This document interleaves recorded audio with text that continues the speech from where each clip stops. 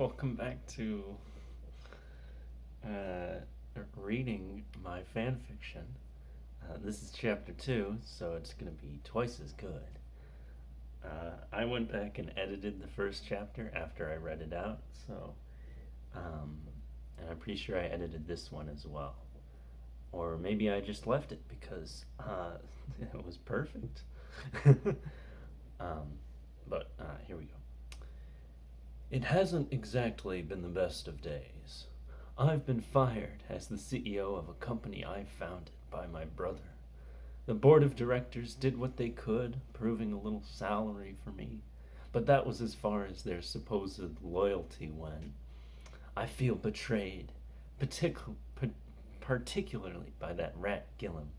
He had promised me. Another beer? The bartender asks. I might as well partake of another, I reply with a grimace. The beer doesn't taste good at this bar, so maybe I should search for better food and drinks elsewhere. I haven't exactly got the money for red wine and overpriced pastries at a puny table across the street. But there are better restaurants than this dimly lit bar with two stools and a floor that hasn't been swept in an eternity. I take another sip of my beer. My first impressions were correct. It still tastes awful. The door opens, and who should step in but Mary Patrick Dowder, the 20-something computer scientist working on my home's monitor project. Did you make progress today? I inquire. Mary's original artificial intelligence program was based on her personality, which meant that the two got along well. The new project is loosely based on a character from a popular video game franchise of old, and a mentally unstable character at that. Thus, I expect she has had the same lack of success that has plagued the project since its inception. Mary scowls as she replies, You know how it is. I say, Hi, I'm Mary. The monitor says, Hi, Mary. Then we stare at each other for an hour as he tries to hack into the lab's computer mainframe, and I turn him off to try again tomorrow. Just another day at the lab. Mary plops down on the stool next to me, letting out a grunt of annoyance. You're not paying me enough, she says as the bartender brings us another round of beers. I apologize, but as of today I've been fired, which means we may have to scrap everything Wow, that doesn't scan very well. We may have to scrap everything you're working on, or at the very least lower your salary. I turn back to my beer to avoid seeing her expression. Mary will undoubtedly make her dissatisfaction known at my house's board meeting tomorrow, so I'm hoping she'll just leave now. I need some time to sit alone and prepare for my delivery of the bad news at said meeting.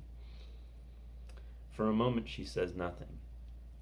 The sound of the bartender washing dishes in the back is the only one in the bar. It must be getting late for there to be such a lack of road noise. I'm sorry. I look up.